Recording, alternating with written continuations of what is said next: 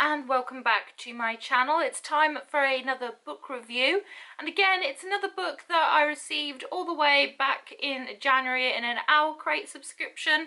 So we're going to be looking at A.G. Howard's Roseblood today. Rune Germain, whose voice has been compared to that of an angel, has a mysterious affliction linked to her talent that leaves her sick and drained at the end of each performance. Convinced that creative direction will cure her, Rune's mother ships her off to a French boarding school for the arts at a renovated opera house rumoured to have ties to the Phantom of the Opera. Shortly after arriving at the Roseblood Conservatory, Rune starts to believe something otherworldly is indeed afoot. The masked boy she's seen frequenting the graveyard beside the opera house doesn't have any classes at the school and vanishes almost as quickly as he appears. When Rune begins to develop a secret friendship with the elusive Thorn, who dresses in clothing straight out of the 19th century, she realises that with his musical guidance, she feels cured. Thorn may be falling for Rune, but the phantom haunting Roseblood wants her for a very specific and dangerous purpose. As friendship deepens to romance, Thorn is faced with an impossible choice: lead Rune to her destruction, or save her and face the wrath of the Phantom, the only father he's ever known.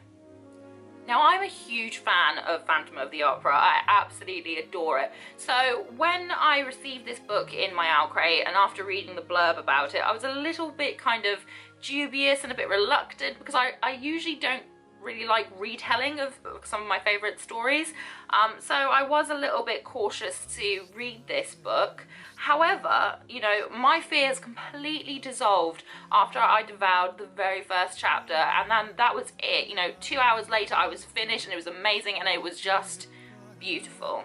The story starts straight away. There's no preamble. It is straight in, hard-hitting mystery and, you know, kind of magicalness, and it's just straight in there. It's hard-hitting. It doesn't kind of give any kind of wafty nonsense to begin with. It's straight into the story, and the story is filled with a lot of twists and turns, and it kind of keeps going. The flow doesn't stop from start to finish.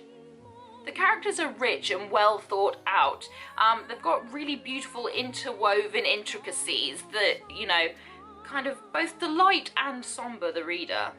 I don't want to give too much away because, you know, I honestly believe that anyone who enjoys the romanticism of French literature and, you know, coupling it with mystery and the supernatural and things like that should really find this book and read it, because I really believe that you will enjoy it. But what I did like most about the book was, although it is a retelling, she's not trying to push the original story through. It sort of melts in beautifully, and it's not kind of trying to force it. It's just beautifully interwoven. I feel that she took one of the fan theories about the Phantom and really ran with it.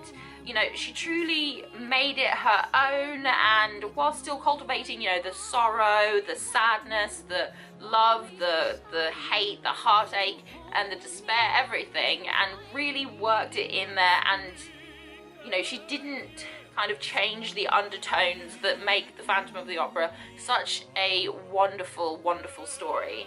When I read Roseblood, I hadn't read any of her previous books, but after having read Roseblood, I went out and purchased 2 of the books from her Splintered series, which really kind of speaks to how she writes as an author, because if I read something by an author and I have never read any of their other things, and after finishing a book of theirs, I instantly want more books of theirs. It really speaks to how well they write, especially, again, as I don't really like retellings of stories, and she managed to do this so beautifully. Overall, I adored reading this enthralling tale that really does give an alternative ending to the Phantom's sort of, you know, life and what it was about, and I really, really adored the way that she wrote it. She stayed true to some of the facts that made the original Phantom of the Opera so fantastic, and she's really written the whole thing in a new, more modern light, and I absolutely adored it. So I would rate Roseblood by A.G. Howard at a 10 out of 10.